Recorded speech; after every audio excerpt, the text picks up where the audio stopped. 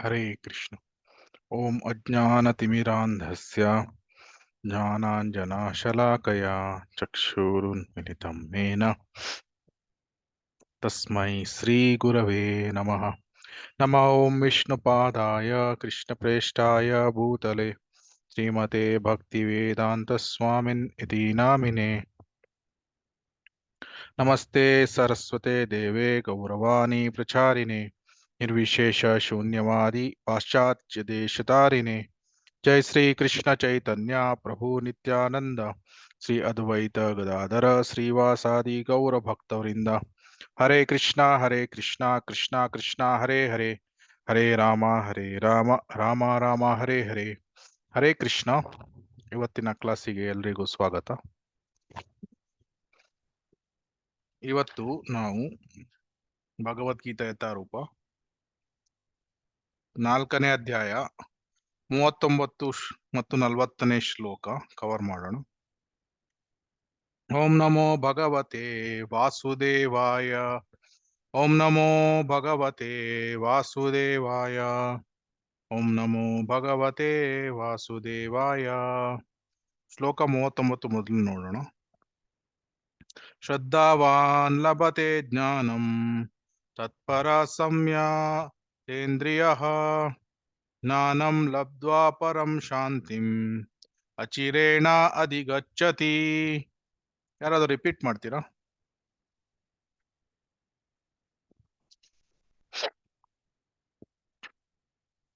Okay. Translation ಅನುವಾದ ಓದ್ತೀರಾ? ಅನುವಾದ ಯಾವ ದಿವ್ಯ ಶ್ಲೋಕ? 4.39 4.39.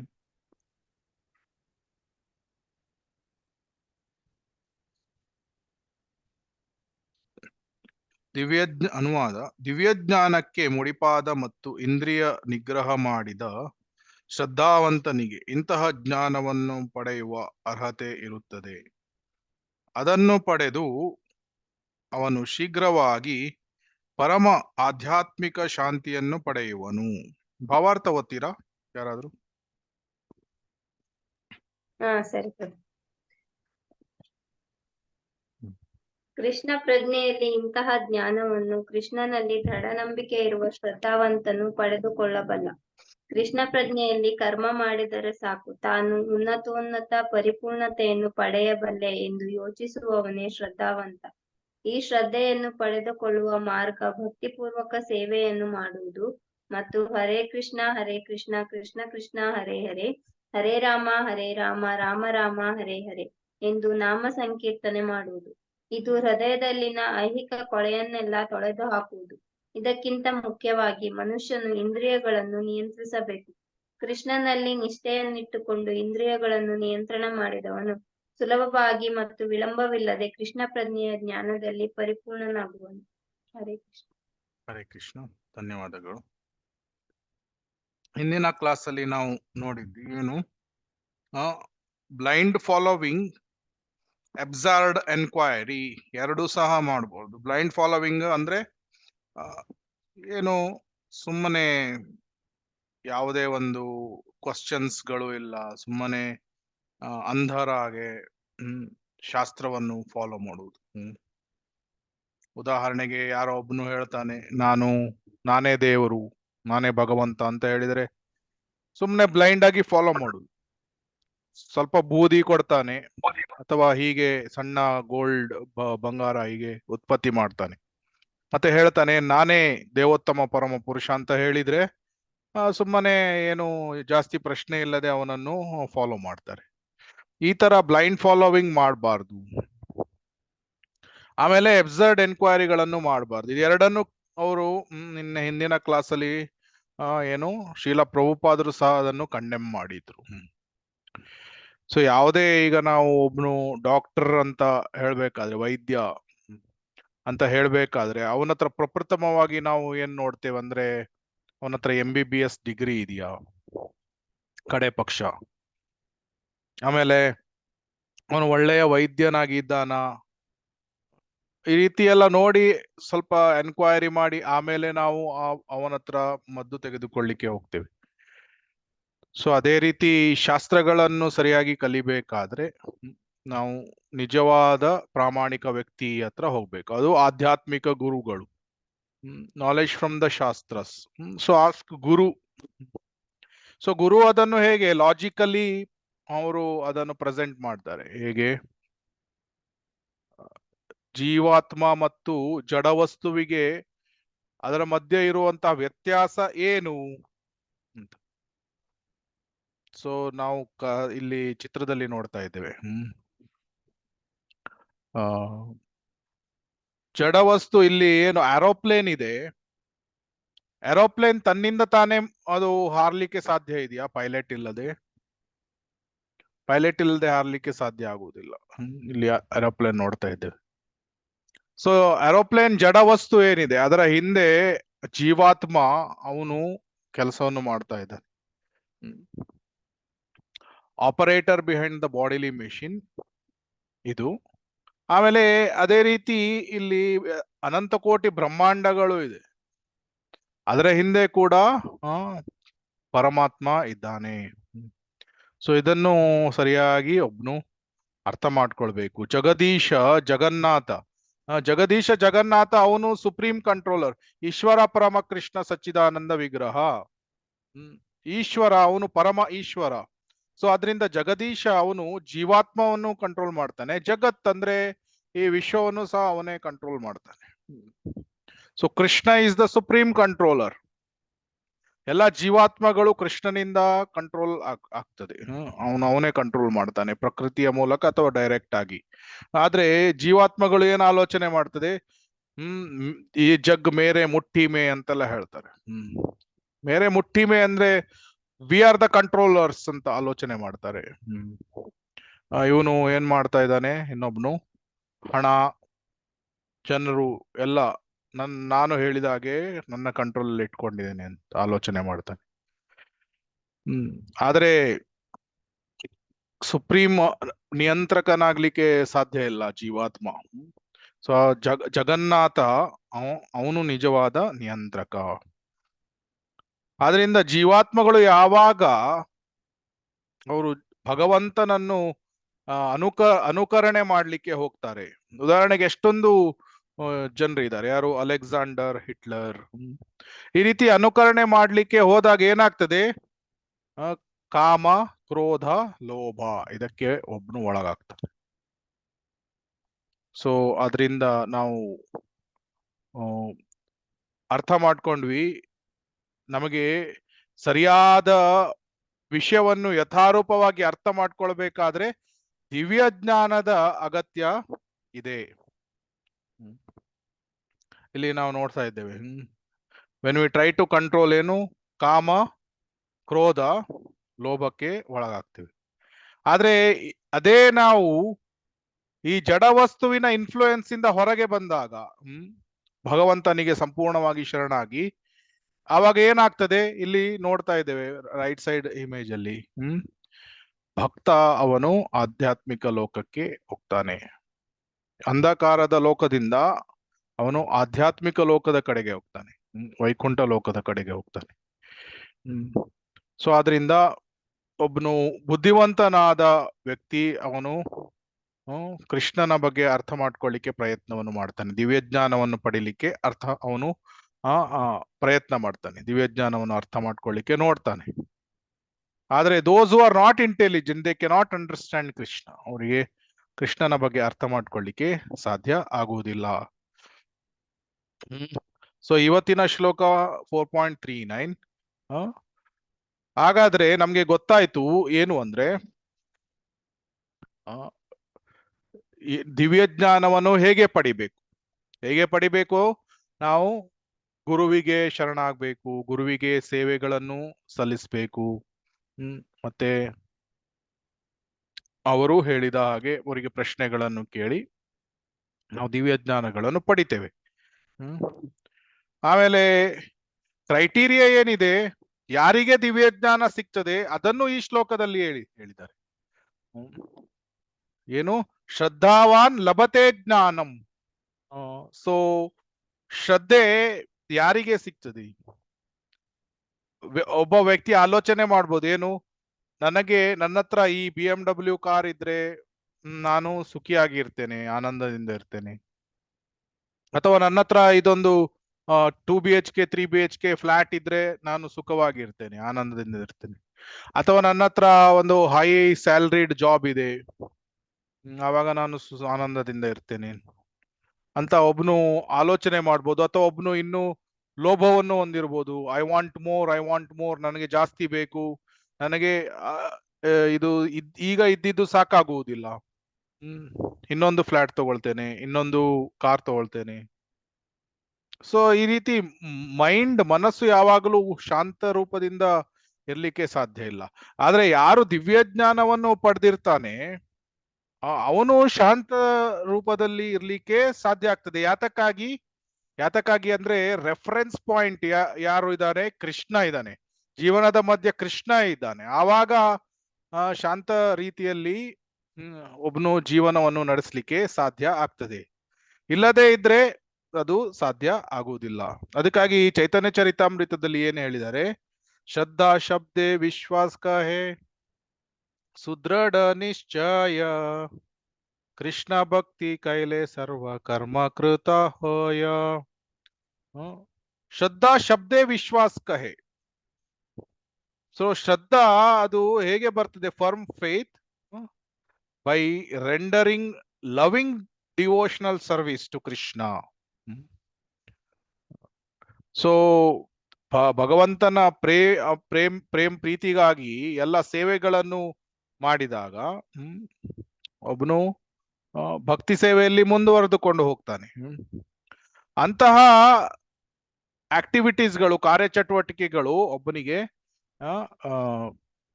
ಶ್ರದ್ಧೆಯನ್ನು ಹುಟ್ಟಿಸ್ಲಿಕ್ಕೆ ಸಹಾಯ ಮಾಡ್ತದೆ. ಅದಕ್ಕಾಗಿ ಭಾವಾರ್ಥದಲ್ಲಿ ಶ್ರೀಲಾ ಪ್ರಭುಪಾದರು ಏನ್ ಹೇಳ್ತಾ ಇದ್ದಾರೆ ಅಂದ್ರೆ, ಭಕ್ತಿಪೂರ್ವಕ ಸೇವೆಯನ್ನು ಮಾಡುವುದು ಮತ್ತು ಹರೇ ಕೃಷ್ಣ ಕೃಷ್ಣ ಕೃಷ್ಣ ಹರೇ ಹರೇ, ಹರೇ ರಾಮ ರಾಮ ರಾಮ ಹರೇ ಹರೇ ಎಂದು ನಾಮ ಸಂಕೀರ್ತನೆಯನ್ನು ಮಾಡುವುದು.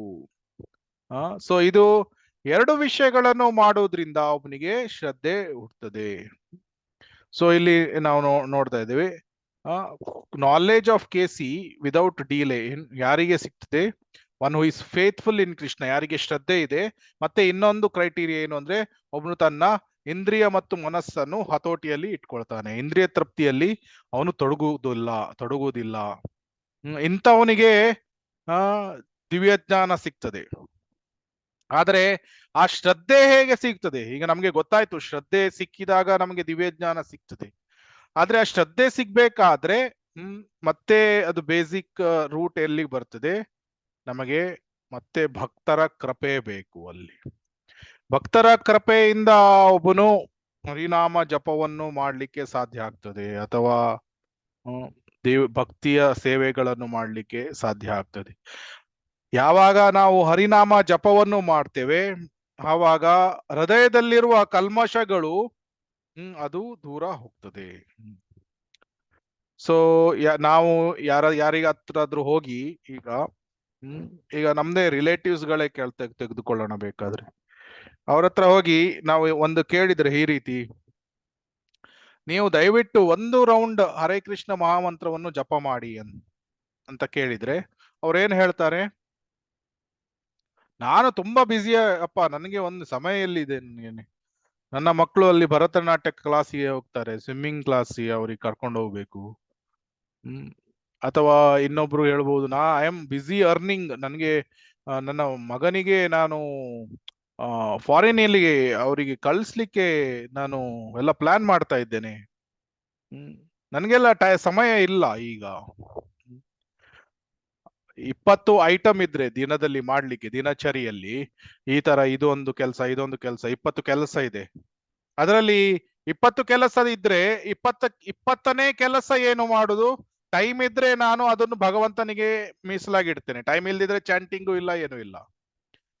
ಸೊ ಅದಕ್ಕಾಗಿ ಶ್ರೀಲಾ ಪ್ರಭುಪಾದ್ರು ಏನ್ ಹೇಳ್ತಾರೆ ಅಂದ್ರೆ, ಶ್ರದ್ಧೆ ಅಂದ್ರೆ 2 ವಿಷಯ, ಒಂದು ವಿಶ್ವಾಸ, ಎರಡನೆಯದು ಆಸಕ್ತಿ ಕೂಡ ಅದರ ಅರ್ಥ. ಆಸಕ್ತಿಯೇ ಇರುವುದಿಲ್ಲ ಕೆಲವೊಮ್ಮೆ. ಆದ್ರೆ ಅದೇ ಮೂವಿ ನೋಡ್ಲಿಕ್ಕೆ, ಟಿವಿ ನೋಡ್ಲಿಕ್ಕೆ, ಅಥವಾ ಬೀಚಿಗೆ ಹೋಗ್ಲಿಕ್ಕೆ, ಡಿಸ್ನಿ ಲ್ಯಾಂಡ್ಗೆ ಹೋಗ್ಲಿಕ್ಕೆ, ಬೇರೆ ಬೇರೆ ಕಡೆ ರೆಸ್ಟೋರೆಂಟ್ಸ್ ಗಳಿಗೆ ಹೋಗ್ಲಿಕ್ಕೆ ಎಲ್ಲದಕ್ಕೆ ಸಮಯ ಇರ್ತದೆ.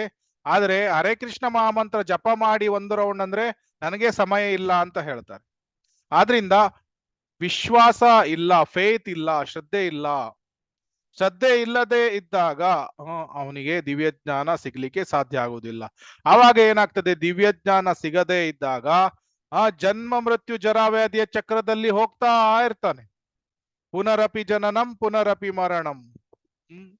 ಸೊ ಇನ್ನೇನು ಮತ್ತೆ ಚಕ್ರದಲ್ಲಿ ಹೋಗಿ ಅವನು ಮತ್ತೆ ಮತ್ತೆ ಜನ್ಮ ಮೃತ್ಯುಗಳನ್ನು ಪಡಿಬೇಕಾಗ್ತದೆ. ಆದ್ರೆ ಯಾರಿಗೆ ಶ್ರದ್ಧೆ ಇದೆ, ಅವನು ಈಸ್ ಫ್ರೀ ಫ್ರಮ್ ಆಂಗ್ಸೈಟಿ. ಅವನಿಗೆ ಗೊತ್ತು ಏನು, ನನ್ನ ರಕ್ಷಣೆಯನ್ನು ಕೃಷ್ಣ ನಾನು ಮಾಡ್ತಾನೆ, ಅವಶ್ಯ ರಕ್ಷಿಬೇಕು ಕೃಷ್ಣ. ಸೊ ಹೇಗೆ ಮಗುವಿಗೆ, ಸಣ್ಣ ಮಗುವಿಗೆ ತಂದೆ ತಾಯಿಯ ಅವರ ಮೇಲೆ ವಿಶ್ವಾಸ ಇರ್ತದೆ, ಅವರು they will take care of me, ನನಗೆ ಏನು ತಿನ್ಲಿಕ್ಕೆ, ನನ್ನ ಸ್ಕೂಲಿಗೆ ಹೋಗುವ ಪೂರೈಕೆ ಎಲ್ಲವನ್ನು ತಂದೆ ತಾಯಿಗಳು ಮಾಡ್ತಾರೆ ಅನ್ನುವಂತಹ ಒಂದು ವಿಶ್ವಾಸ ಇರ್ತದೆ. ಸೊ ಅದೇ ರೀತಿ ಭಕ್ತರಿಗೂ ಸಹ Krishna will protect me, Krishna is protecting me, Krishna will protect me. ಅವನು ನಮ್ಮ ರಕ್ಷಣೆಯನ್ನು ಮಾಡ್ತಾನೆ, ಈ ವಿಶ್ವಾಸ ಇರ್ತದೆ. ಈ ವಿಶ್ವಾಸ ಯಾವಾಗ ಇರ್ತದೆ, ಆವಾಗ ಮಾತ್ರ ಎವರ್ ಲಾಸ್ಟಿಂಗ್ ಪೀಸ್, ಶಾಂತಿಯನ್ನು ಪಡೀಲಿಕ್ಕೆ ಒಬ್ಬನಿಗೆ ಸಾಧ್ಯ ಆಗ್ತದೆ. ಸಂಸಿದ್ಧಿರ್ ಹರಿತೋಷಣಂ. ಸಂಸಿದ್ಧಿರ್ ಹರಿತೋಷಣಂ ಯಾವಾಗ ಸಾಧ್ಯ ಆಗ್ತದೆ, ಭಗವಂತನನ್ನು ನಾವು ಸಂತೋಷ ಪಡಿಸ್ಲಿಕ್ಕೆ ನಾವು ಹೋಗ್ಬೇಕು. ನಾವು ಯಾವುದೇ ವರ್ಣ, ಯಾವುದೇ ಆಶ್ರಮದಲ್ಲಿ ಇದ್ರೂ ಸಹ, ಪ್ರಪ್ರಥಮವಾಗಿ ನಾವು ವರ್ಣಾಶ್ರಮದಲ್ಲಿ ನಾವು ಕೆಲಸ ಮಾಡಿದ್ರು ಸಹ, ಆಮೇಲೆ ನಾವು ಕೃಷ್ಣನ ಹಾದಿಯನ್ನು ನಾವು ಪಾಲನೆ ಮಾಡಿದಾಗ ನಾವು ಕೃಷ್ಣನನ್ನು ಸಂತೋಷ ಪಡಿಸ್ಲಿಕ್ಕೆ ಸಾಧ್ಯ ಆಗ್ತದೆ. ದಯವಿಟ್ಟು ನೆಕ್ಸ್ಟ್ ಶ್ಲೋಕ ಓದ್ತೀರಾ?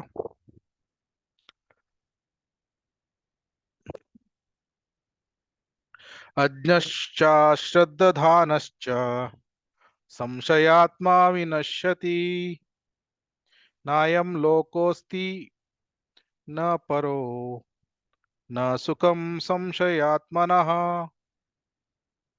ಅನುವಾದ ಓದ್ತೀರಾ?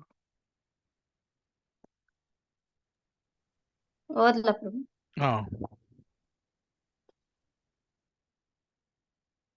ಓದಿ. ಅಜ್ಞಾನಿಗಳು, ಶ್ರದ್ಧೆ ಇಲ್ಲದವರು ಅಪೌರುಷೇಯ ಧರ್ಮಗ್ರಂಥಗಳಲ್ಲಿ ಸಂಶಯ ಪಡುತ್ತಾರೆ.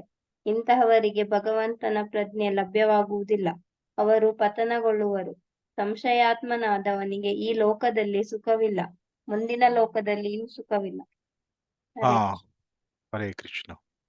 ಸೊ ಇದು ಭೌತಿಕ ವ್ಯಕ್ತಿಗಳ ಅವಸ್ಥೆ ಏನು ಇಲ್ಲಿ ಶ್ಲೋಕದಲ್ಲಿ ವಿವರಿಸಿದ್ದಾರೆ. ಯಾರಿಗೆ ಶ್ರದ್ಧೆ ಇರುವುದಿಲ್ಲ, ಯಾರು ಅಜ್ಞಾನಿಗಳ ಹಾಗೆ ವರ್ತನೆಯನ್ನು ಮಾಡ್ತಾರೆ, ಅಥವಾ ಧರ್ಮ ಗ್ರಂಥಗಳನ್ನು ಸಂಶಯ ಪಡ್ತಾರೆ, ಅವರಿಗೆ ಈ ಲೋಕದಲ್ಲಿ ಅಥವಾ ಈ ಜನ್ಮದಲ್ಲಿ ಸಹ ಅವರಿಗೆ ಸುಖ ಇಲ್ಲ, ಮುಂದಿನ ಲೋಕ ಅಂದ್ರೆ ಮುಂದಿನ ಜನ್ಮದಲ್ಲಿಯೂ ಅವರಿಗೆ ಸುಖ ಇಲ್ಲ. ಏನು ಮಾಡ್ತಾರೆ, ಜನ್ಮ ಜನ್ಮಾಂತರಗಳಲ್ಲಿ ಬರೇ ಪೀಡೆಯನ್ನು ಅನುಭವಿಸ್ತಾ ಇರ್ತಾರೆ. ಮರುಭೂಮಿಯಲ್ಲಿ ತಿರುಗಾಡ್ಬೇಕಾದ್ರೆ ನಾನು ಸಂತೋಷದಿಂದ ಇರ್ತೇನೆ, ನನಗೆ ತುಂಬಾ ನೀರಡಿಕೆ ಹೋಗ್ಲಿಕ್ಕೆ ನೀರ್ ಸಿಗ್ತದೆ ಅಂತ ನಾವು ಆಲೋಚನೆ ಮಾಡಿದ್ರೆ ಅದು ಆಗೋದಿಲ್ಲ. ಒಂದು ಡ್ರಾಪ್ ನೀರ್ ಸಿಕ್ಕಿದ್ರೆ ಏನು ಪ್ರಯೋಜನ ಇಲ್ಲ.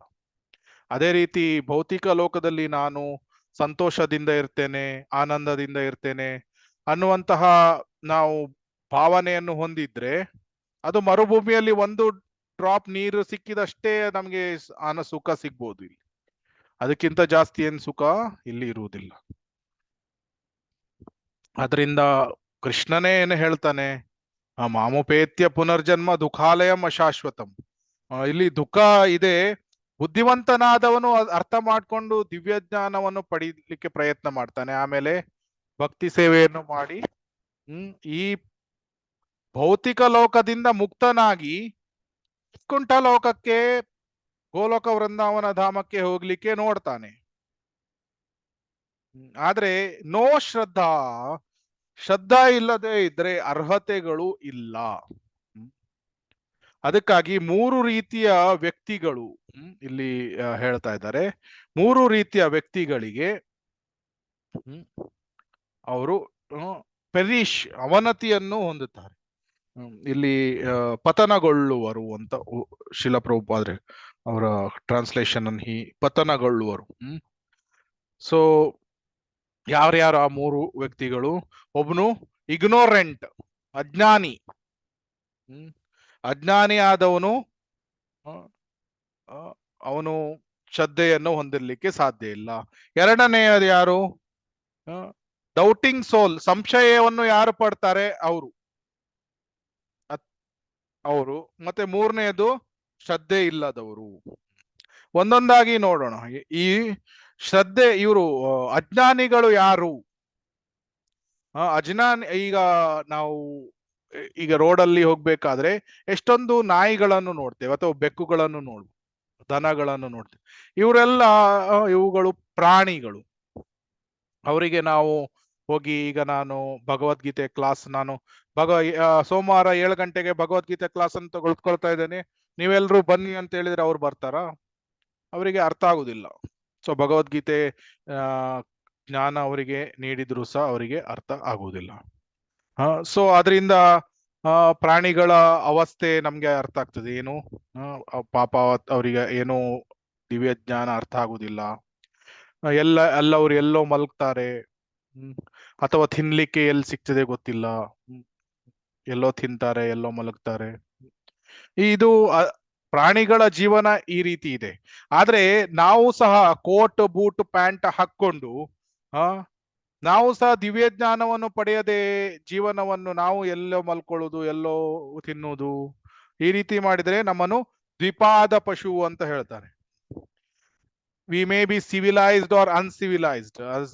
ನಾಗರಿಕರಾಗಿರ್ಬೋದು, ಅನಾಗರಿಕರಾಗಿರ್ಬೋದು, ನಮಗೆ ಶಕ್ತಿ ಇರಬಹುದು ಅಥವಾ ನಾವು ಅಶಕ್ತರಾಗಿರಬಹುದು, ನಾವು ಸುಂದರರಾಗಿರಬಹುದು, ಕುರೂಪಿಗಳಾಗಿರಬಹುದು, ಎಜುಕೇಟೆಡ್ ಆಗಿರ್ಬೋದು, ಅನ್ಎಜುಕೇಟೆಡ್ ಆಗಿರ್ಬೋದು. ಆದ್ರೆ ನಮಗೆ ದಿವ್ಯ ಜ್ಞಾನವನ್ನು ನಾವು ಹೊಂದಿಲ್ಲದೆ ಇದ್ರೆ ನಾವು ಹೇಗೆ ಪ್ರಾಣಿಗಳು ದೇ ಆರ್ ಇಗ್ನೋರೆಂಟ್, ಅದೇ ರೀತಿ ನಾವು ದ್ವಿಪಾದ ಪಶುಗಳಾಗಿ. ಸೊ ಅದಕ್ಕಾಗಿ ನಮಾಂ ದುಷ್ಕೃತಿನೋ ಮೂಢ ಪ್ರಪದ್ಯಂತೆ ನರಾಧಮಃ. ಭಗವದ್ಗೀತೆಯಲ್ಲಿ ಕೃಷ್ಣ ಹೇಳಿದ 4 ರೀತಿಯ ವ್ಯಕ್ತಿಗಳು ಕೃಷ್ಣನಿಗೆ ಶರಣಾಗುವುದಿಲ್ಲ. ಮೂಢ ಅಂದ್ರೆ ಏನು? ಕತ್ತೆಯ ತರ ಕೆಲಸ ಮಾಡ್ತಾರೆ. 16 ಗಂಟೆ 18 ಗಂಟೆ ದಿನಕ್ಕೆ ಕೆಲಸ ಮಾಡುವುದು. ಈಗ ನಾವು ಇಲ್ಲಿ ಟ್ರೈನ್ ಅಲ್ಲಿ ಮುಂಬೈ ಟು ಪುಣೆ ಅಥವಾ ಇಲ್ಲಿ ಕೆಲವರು ಹೀಗೆ ಹೋಗ್ಬೇಕಾದ್ರೆ 3 ಗಂಟೆ 500 ರೂಪಾಯಿ ಜಾಸ್ತಿ ಕೊಡ್ತಾರೆ. ನಾನು ಮುಂಬೈಯಿಂದ ನನ್ಗೆ 70 ರೂಪಾಯಿಗೆ ಒಂದು ಪಾಸ್ ಸಿಗ್ತದೆ, ನಾನು ಟ್ರೈನ್ ಅಲ್ಲಿ ಹೋಗಿ ಬರ್ತೀನಿ. Mumbai to Poona 3 hours extra ಅಂತ ಕೆಲಸ ಮಾಡ್ತಾರೆ. ಅವರಿಗೆ ಬುಕ್ ಡಿಸ್ಟ್ರಿಬ್ಯೂಷನ್ ಮಾಡಿ ಬುಕ್ ಕೊಡ್ಲಿಕ್ಕೆ ಹೋದ್ರೆ ಸಹ ಅವರು ಭಗವದ್ಗೀತೆ ಎಲ್ಲ ತೆಗೆದುಕೊಳ್ಳುವುದಿಲ್ಲ. ಮತ್ತೆ ನರಾಧಮರು, ಅವರಿಗೆ ಸಂಸ್ಕಾರ ಇಲ್ಲ. ಆಕ್ಚುಲಿ ಮನುಷ್ಯನಾದವನು ಸಂಸ್ಕಾರವನ್ನು ಹೊಂದಿರಬೇಕು. ಅದು ಇಟ್ ಸ್ಟಾರ್ಟ್ಸ್ ವಿತ್ ಗರ್ಭಧಾನ ಸಂಸ್ಕಾರ. 16 ಸಂಸ್ಕಾರಗಳು. ಸೊ ಉಪನಯನ ಅಥವಾ ಬೇರೆ ಬೇರೆ ಸಂಸ್ಕಾರಗಳು, ಈವನ್ ಅಂತ್ಯ ಸಂಸ್ಕಾರ, ದಟ್ ಲಾಸ್ಟ್ ಸಂಸ್ಕಾರ ಸಹ ಮಾಡ್ತಾರೆ.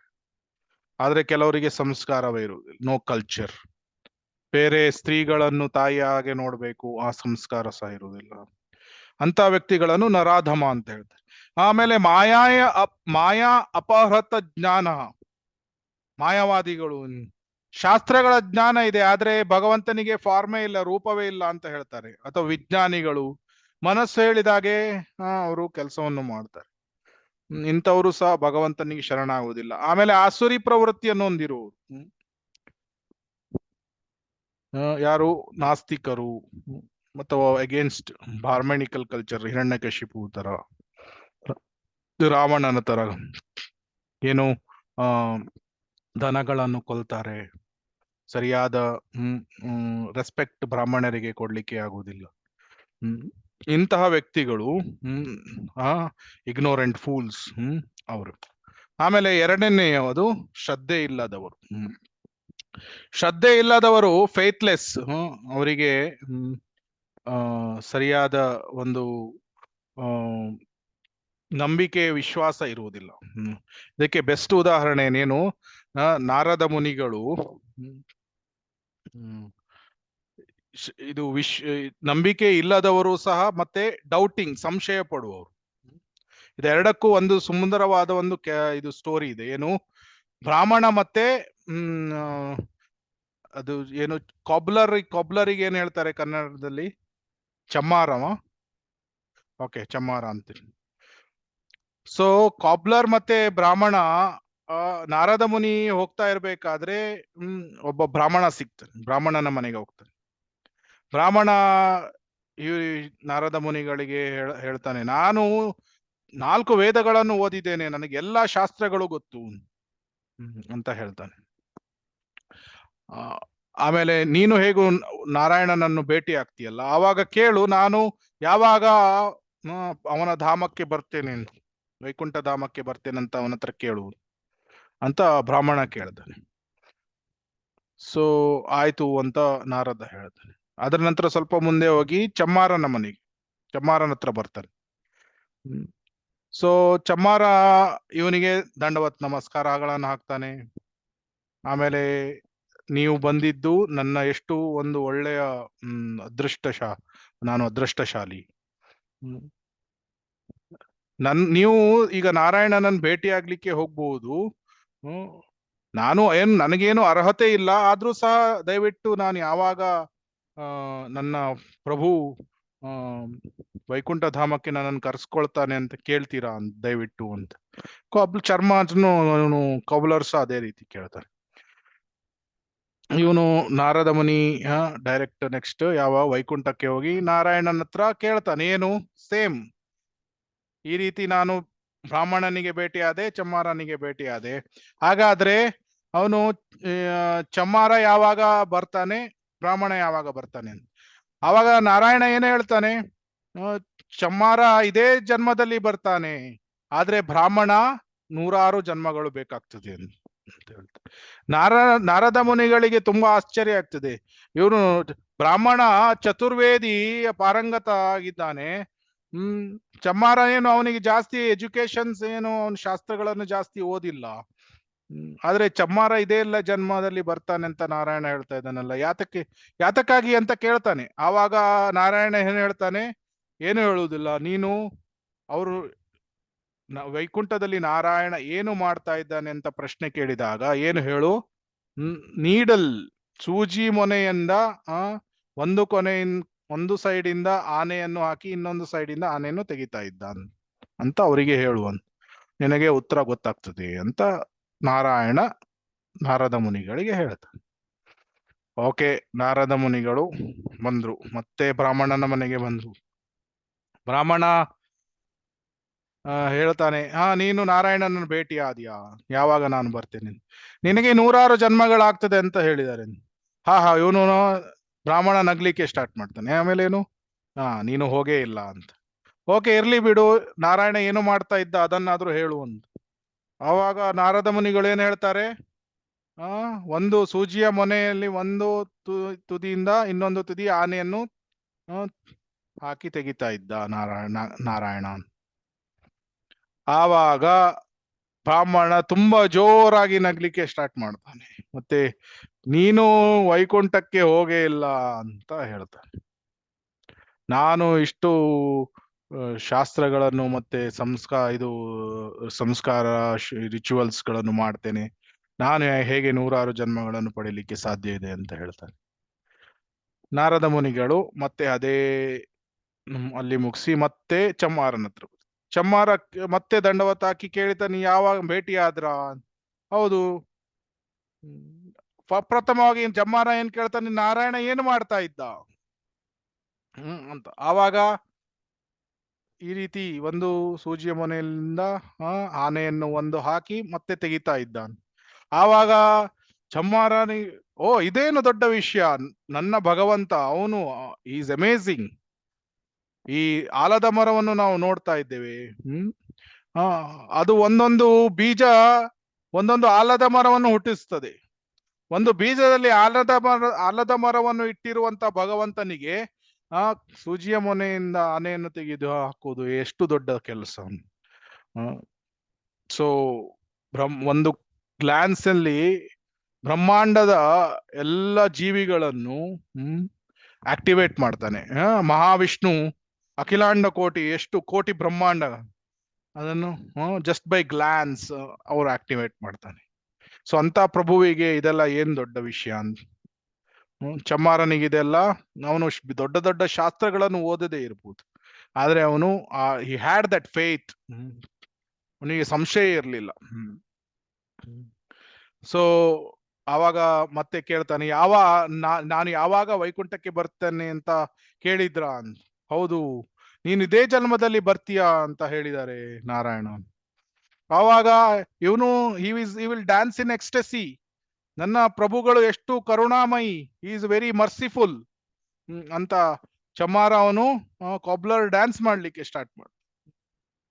ಆವಾಗ ನಾರದ ಮುನಿಗಳಿಗೆ ಗೊತ್ತಾಗ್ತದೆ ಏನು, ಹೌ ಮಚ್ ಫೇತ್, ಎಷ್ಟು ವಿಶ್ವಾಸ, ಅದ್ರ ಶ್ರದ್ಧೆ ಚಮ್ಮಾರನಿಗೆ ಇತ್ತು. ಆದ್ರೆ ಅದೇ ಬ್ರಾಹ್ಮಣನಿಗೆ ವಿಶ್ವಾಸ ಇರಲಿಲ್ಲ. ಅವನು ಸಂಶಯ ಪಟ್ಟ, ಏನು ನಾರದ ಮುನಿ ವೈಕುಂಠಕ್ಕೆ ಹೋಗಿದಾರೋ ಇಲ್ಲೋ ಅದೇನ್ನೇ ಸಂಶಯ ಪಟ್ಟ. ಸೊ ಯಾವಾಗ ಸಂಶಯ ಪಟ್ಟ, ಅವನು ನಾರಾಯಣನು ಕೂಡ ಅವನಿಗೆ ಏನ್ ಹೇಳಿದ, 100 ಜನ್ಮಗಳ ನಂತರ ಬರ್ತಾನೆ ಅಂತ. ಆದ್ರೆ ಚಮ್ಮಾರನ್ ಏನು ದೊಡ್ಡ ಶಾಸ್ತ್ರಗಳನ್ನು ಓದಿರ್ಲಿಲ್ಲ, ಪಂಡಿತನಾಗಿ ಏನಿರ್ಲಿಲ್ಲ.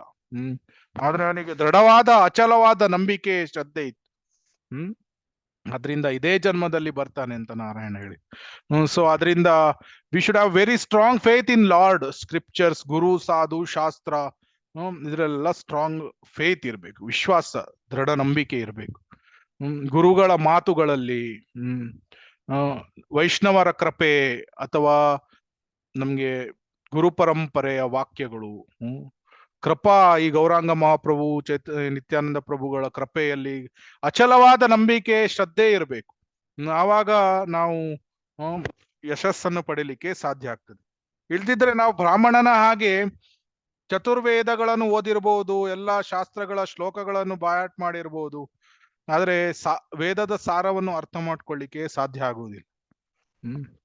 ಸೊ ಈ ತಾತ್ಪರ್ಯ ಏನಿದೆ ಅದರಿಂದ ಅಜ್ಞಾನಿಗಳಾದವರು, ಶ್ರದ್ಧೆ ಇಲ್ಲದವರು, ಮತ್ತೆ ಯಾರು ಸಂಶಯ ಪಡ್ತಾರೆ, ಈ 3 ವ್ಯಕ್ತಿಗಳು ಅವರು ಈ ಲೋಕದಲ್ಲೂ ಮುಂದಿನ ಲೋಕದಲ್ಲೂ ಸುಖವಾಗಿ ಇರ್ಲಿಕ್ಕೆ ಸಾಧ್ಯ ಇಲ್ಲ. ಸೊ ಆದ್ರಿಂದ ಶ್ರದ್ಧೆ ಇಲ್ಲದೆ ದಿವ್ಯ ಜ್ಞಾನವನ್ನು ಪಡಿಲಿಕ್ಕೆ ಸಾಧ್ಯ ಆಗುವುದಿಲ್ಲ. ಸೊ ಇವತ್ತಿನ 2 ಶ್ಲೋಕಗಳ ಕನ್ಕ್ಲೂಷನ್ ಏನು, ದಿವ್ಯ ಜ್ಞಾನ ಯಾರಿಗೆ ಸಿಗ್ತದೆ, ಯಾರಿಗೆ ಶ್ರದ್ಧೆ ಇದೆ ಅವರಿಗೆ ದಿವ್ಯ ಜ್ಞಾನ ಸಿಗ್ತದೆ. ದಿವ್ಯ ಜ್ಞಾನವನ್ನು ಯಾರಿಂದ ಪಡಿತೇವೆ ನಾವು ನೋಡಿದ್ವಿ ಹಿಂದಿನ ಕ್ಲಾಸ್ಗಳಲ್ಲಿ. ಇವತ್ತಿನ ಕ್ಲಾಸಿನ ತಾತ್ಪರ್ಯ, ಶ್ರದ್ಧೆ ಬೇಕು. ದಿವ್ಯ ಜ್ಞಾನವನ್ನು ಪಡಿಬೇಕಾದ್ರೆ ಅಚಲವಾದ ಶ್ರದ್ಧೆ ಬೇಕು. ಸೊ ಆವಾಗ ನಾವು ಸೆಂಟರ್ ಪಾಯಿಂಟ್ ಕೃಷ್ಣನನ್ನು ಜೀವನದ ಮಧ್ಯೆ ಇಡುವುದರಿಂದ ನಮಗೆ ದಿವ್ಯ ಜ್ಞಾನ ಸಿಕ್ಕಿದಾಗ ನಾವು ಆನಂದದಿಂದ ಇರ್ಲಿಕ್ಕೆ ಸಾಧ್ಯ ಆಗ್ತದೆ. ಆದ್ರೆ ಯಾರು ಅಜ್ಞಾನಿಗಳು ಮತ್ತೆ ಸಂಶಯ ಪಡ್ತಾರೆ, ಮತ್ತೆ ಯಾರಿಗೆ ಶ್ರದ್ಧೆ ಇಲ್ಲ, ಏನು ಭಗವಂತ ನಿಜವಾಗಿ ಇದಾನೋ, ವೈಕುಂಠ ನಿಜವಾಗಿ ಇದೆಯೋ, ಈ ರೀತಿ ಯಾರು ಸಂಶಯ ಪಡ್ತಾರೆ ಅವರಿಗೆ ಭಗವಂತನ ಪ್ರಜ್ಞೆಯೂ ಲಭ್ಯ ಆಗುವುದಿಲ್ಲ. ಅವರು ಬಹುಬೇಗ ಪತನವನ್ನುಗೊಳ್ತಾರೆ. ಮತ್ತೆ ಅವರಿಗೆ ಈ ಲೋಕದಲ್ಲೂ ಮುಂದಿನ ಲೋಕದಲ್ಲೂ ಸುಖವಿಲ್ಲ. ಅದಕ್ಕಾಗಿ ಅನುವಾದದಲ್ಲಿ ಏನ್ ಹೇಳ್ತಾ ಇದ್ದಾರೆ, ಸಂಶಯಾತ್ಮನಾದವನಿಗೆ ಈ ಲೋಕದಲ್ಲಿ ಸುಖವಿಲ್ಲ, ಮುಂದಿನ ಲೋಕದಲ್ಲಿಯೂ ಸುಖವಿಲ್ಲ. ಸೊ ಅದರಿಂದ ನಾವು ಅಚಲವಾದ ಶ್ರದ್ಧೆ, ಅಚಲವಾದ ನಂಬಿಕೆಯನ್ನು ಭಗವಂತನಲ್ಲಿ, ಗುರು, ಸಾಧು, ಶಾಸ್ತ್ರಗಳಲ್ಲಿ ಬೆಳೆಸ್ಕೊಳ್ಳಿಕ್ಕೆ ನಾವು ಸತತವಾಗಿ ಪ್ರಯತ್ನವನ್ನು ಮಾಡಬೇಕು. ಅದ್ ಮತ್ತೆ ಪ್ರಯತ್ನ ಮಾಡುವುದಷ್ಟೇ ಅಲ್ಲ, ಅದನ್ನು ಬೆಳೆಸ್ಕೊಳ್ಬೇಕು.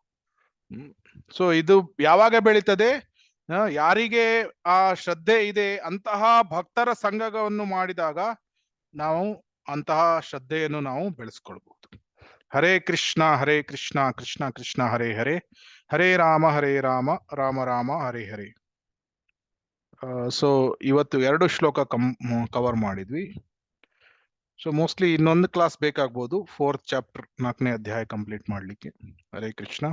ಯಾರಿಗೆ ಏನಾದರೂ ಪ್ರಶ್ನೆಗಳು, ಕಾಮೆಂಟ್ಸ್, ಸಜೆಷನ್ಸ್ ಇದ್ರೆ ಹೇಳ್ಬೋದು. ಮತ್ತೊಂದು ಅನೌನ್ಸ್ಮೆಂಟ್ ಏನು, ಅರೌಂಡ್ 4 ಮಿನಿಟ್ಸ್ ಅಲ್ಲಿ ಕಟ್ ಆಗ್ತಾ ಇದೆ. ಇನ್ ಕೇಸ್ ಮತ್ತೆ ಕಟ್ ಆದ್ರೆ ಪ್ರಶ್ನೆಗಳು ಇಲ್ಲ ಅಂದ್ರೆ ಮತ್ತೆ ಜಾಯಿನ್ ಆಗೋದು ಬೇಕಾಗೋದಿಲ್ಲ. ಹರೇ ಕೃಷ್ಣ. ಯಾರಿಗಾದ್ರೂ ಪ್ರಶ್ನೆಗಳು ಇದೆಯಾ? ಇದೇ ಚಾಪ್ಟರ್ ಅಂತಲ್ಲ, ಯಾವ್ದು ಪ್ರಶ್ನೆ ಇದ್ರೂ ಕೇಳ್ಬೋದು. ಹರೇ ಕೃಷ್ಣ. ಧನ್ಯವಾದಗಳು. ಪ್ರಭುಜಿ ಹರೇ ಕೃಷ್ಣ.